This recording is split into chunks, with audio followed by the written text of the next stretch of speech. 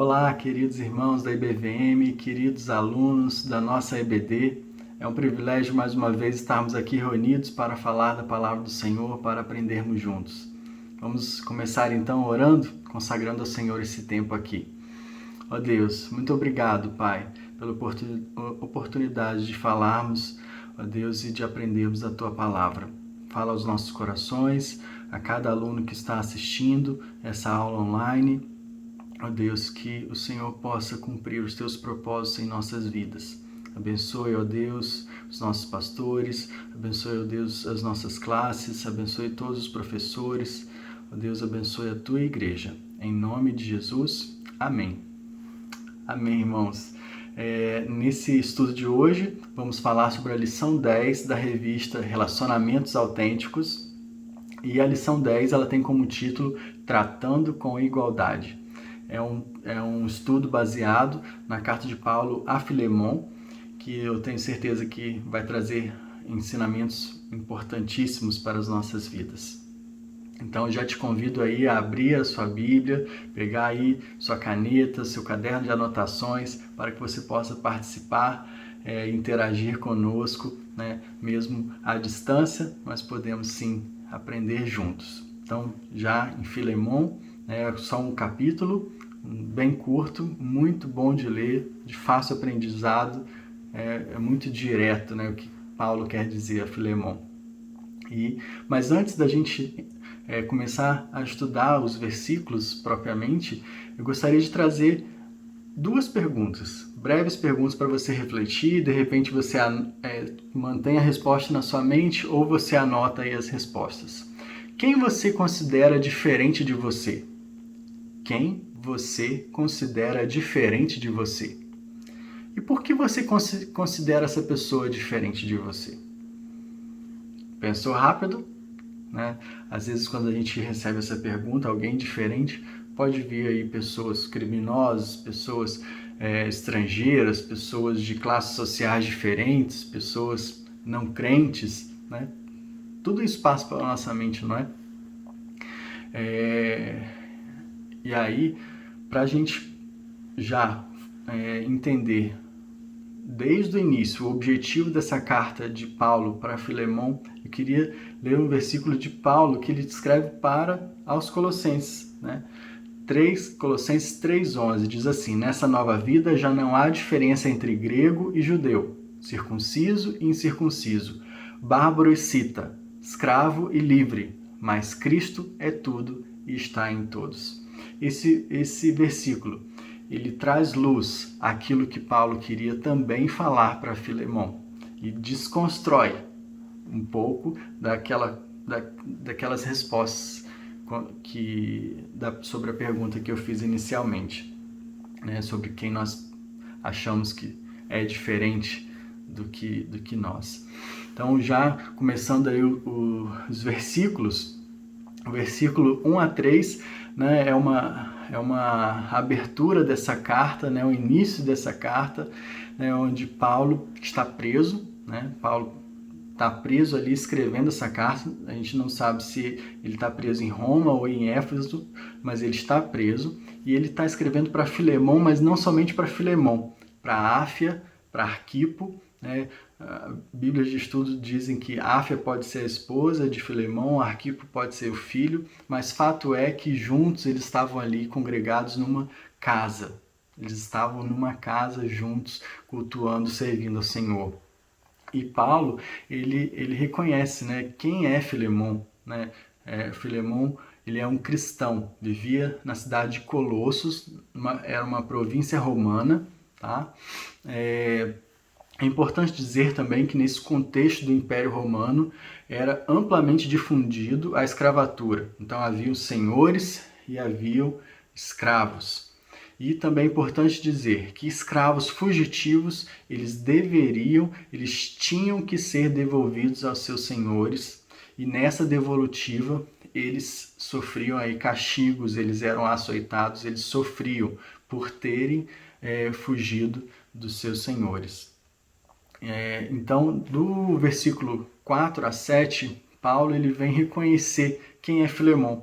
um filho na fé, reconhecendo que Filemon ele amava o Senhor, ele reconhece a fé de Filemon, e ele não somente reconhece quem é Filemon, mas ele intercede por Filemon. Leia comigo o versículo 6. Oro para que você ponha em prática a comunhão que vem da fé, à medida que entender e experimentar todas as coisas boas que temos em Cristo. Ou seja, Paulo também intercedeu para que Filemon vivesse a fé de uma forma prática, vivesse a comunhão com os irmãos de uma forma prática, na medida que ele era experimentado no Evangelho de Cristo. E aí entramos então na parte principal dessa carta, que é uma recomendação de Paulo para Filemon, do versículo 8 ao versículo 20. Né? E já vem como esse pedido, né? Paulo vem dizer ali que ao invés de exigir, ele vem pedir em amor. Porque na posição, né, de Paulo como um apóstolo, né, como um pregador da palavra do Senhor, como aquele que fez com que a palavra do Senhor fosse espalhada, né, e alcançasse muitas vidas, inclusive a de Filemon, ele poderia, com a sua autoridade espiritual, exigir para que Filemon atendesse o desejo dele. Mas ele se coloca na posição de velho, de idoso prisioneiro, pedindo em amor. Isso é muito importante, né? Nesse início dessa carta, né? E Paulo ele vem pedir, sabe o quê? A bondade de Filemon para com Onésimo, que se tornou filho da fé. Mas Onésimo, quem era Onésimo? Onésimo, ele era um escravo de Filemon, um escravo que pertencia a Filemon, um escravo que servia a Filemon. Mas em dado momento, Onésimo fugiu. Ele foi um fugitivo.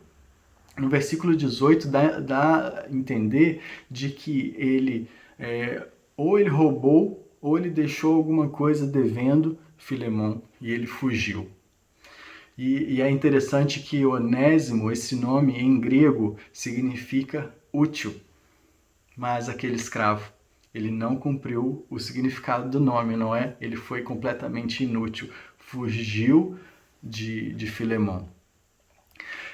Só que Paulo, ele relata nessa carta que Onésimo, ele passou, ele se tornou alguém muito querido, muito amado, porque ele se tornou um filho da fé de Paulo. Ou seja, fica claro para a gente no texto de que Onésimo recebeu a palavra do Senhor pregada através da obra de Paulo, através da pregação de Paulo, e ele se converteu ao Senhor Jesus Cristo. Então, Paulo está relatando ali que Onésimo, ele se tornou uma pessoa amada, uma pessoa útil. Tão útil que Paulo gostaria que Onésimo ficasse com ele, próximo a ele, servindo na proclamação das boas novas de Cristo Jesus. Então, como um auxiliar na obra missionária. Então, para vocês entenderem como Deus transformou a história de Onésimo. De alguém inútil, de um escravo, se tornou alguém útil para a obra missionária, para proclamar a palavra do Senhor. E, apesar do desejo de Paulo de manter Onésimo ali com ele, Paulo, ele destaca, né, ele vem cumprir aí o que o Império Romano exigia, de que os escravos fugitivos fossem devolvidos aos seus senhores. E aí Paulo ele envia Onésimo, envia essa carta para Filemon, né, pedindo para que Filemon recebesse Onésimo de volta, mas recebesse com amor, com misericórdia, com bondade. Difícil, não é? Alguém que te servia, fugiu de você, deixou devendo algumas coisas e você receber essa carta, né, de que era para receber em amor, mas Deus estava mandando um novo Onésimo de volta para Filemon. E aí Paulo diz para Filemon, escreve para Filemon, para ele não receber Onésimo mais, não somente como um escravo, mas olhar para ele como um irmão. Leia comigo o versículo 16. Ele já não é um escravo para você, é mais que um escravo, é um irmão amado, especialmente para mim. Agora ele será muito mais importante para você como pessoa e como irmão no Senhor. Então, Onésimo estava sendo enviado de volta para Filemon, naquele contexto social onde eles viviam, ele continuava sendo escravo. O texto não diz que ele deixou de ser escravo, mas Paulo ele convida a Filemon a olhar para Onésimo não como um escravo, mas como uma pessoa. Enxergue Onésimo como uma pessoa, como um irmão amado. Quem é irmão? Quem nós consideramos como irmão?